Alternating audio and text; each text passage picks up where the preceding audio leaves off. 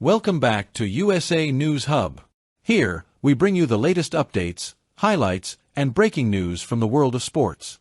Stay tuned as we dive into today's top stories and key moments you don't want to miss. Witness the incredible moment that proves dreams can truly come true at the Shanghai Masters. Valentin Vacherot's Raducanu moment at the Shanghai Masters proves dreams can come true.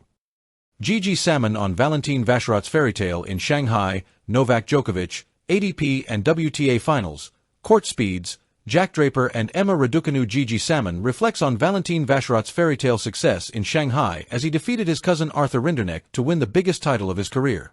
The world number 204, who beat four-time Shanghai champion Novak Djokovic in the semifinals, came from a set down for the sixth time in the tournament to win 4-6-6 to 3-6-3. There are many reasons to love tennis: the sport itself, the characters, the venues, the drama, the storylines, and something that not a lot of sports have, the fairy tales.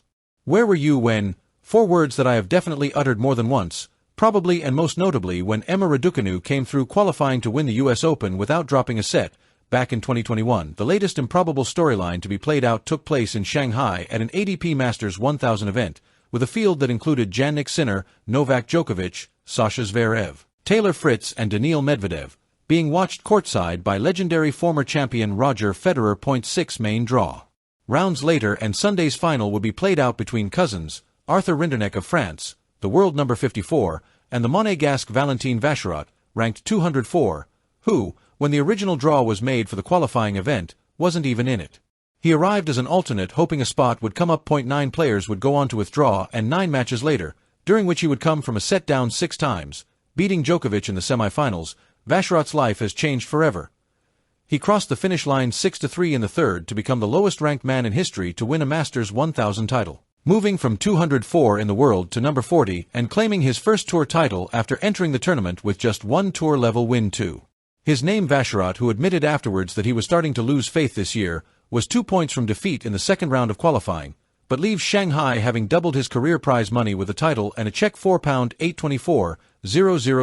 Rinderknech said before the final, "Tomorrow there will be 2 winners anyway, we won everything. We couldn't win anymore as they played out the undreamable dream." And for the Frenchman's part, he moves to a career-high ranking of 28, which would see him seated at the Australian Open in January, notching up wins against Zverev and Medvedev and reaching his first Masters 1000 final, having never been past the third round of a Masters before last week. During the ceremony, as Rinderknech was cramping and had to quite literally crawl on his hands and knees from the stage, his cousin spoke of what it has taken to get where he is. Vacherot said, "It took me a while to follow you into the top 100, but now we will be together. Dreams can come true. Fairy tales are not just things you read about in fictional stories, they happen in tennis," which 26-year-old Valentin Vacherot will attest to after a life-changing 2 weeks in Shanghai. How many more for Djokovic after mental and physical battles? Djokovic faced his own mental and physical battles in tough Shanghai conditions, receiving treatment twice on his lower back in the opening set of his semi-final against Vacherot. It was the 11th tournament of the year for Djokovic, with a win-loss record now of 35-11. The question is, how many more will he play this year? He has entered into the ATP 250 in Athens in November, which makes sense as his family recently relocated to Greece and his family owned the license to the tournament. But what about Turin, the ATP Tour Finals, the showpiece event? He is currently third in the race and will comfortably qualify if he wants to play. Some may say, what does he have to lose? Why not with others battling injury and fatigue? While others may say that away from the oppressive heat and humidity, indoors in Turin, he might have his work cut out against Carlos Alcaraz and Jannik Sinner. We shall have to wait and see. ATP and WTA finals taking shape. The end-of-year lineups are coming together a touch slower for the men, with only 2 players having reached the ATP finals qualifying mark in Alcaraz and Sinner. As things stand, if Turin was this week, joining them, if willing and able, would be Djokovic, Zverev, Taylor Fritz, Ben Shelton, Alex de Minaur and Lorenzo Musetti, with Jack Draper having slipped to 9th in the race and currently sidelined with injury.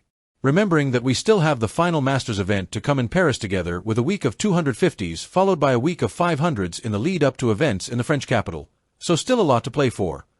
Things are a lot more settled in the race. To Riyadh for the WTA finals with Jessica Pegula, the latest player to book her spot on the plane following her run to the final in Wuhan, giving us a total of 6 of the 8 spots claimed. Other players include Aryna Sabalenka, Iga Swiatek and Wuhan winner Coco Gauff, who at the age of just 21 has 11 titles to her name, including 2 Grand Slam titles and 3 at 1,000 level. Wimbledon and US Open finalist and more recently Beijing winner Amanda Anisimova will be there, alongside Jessica Pegula. And Madison Keys, who while she hasn't reached the required total, qualifies as the Australian Open champion. That's all for today's update on USA News Hub. Don't forget to like, subscribe, and hit the notification bell to stay up to date with the latest sports news and highlights from around the world.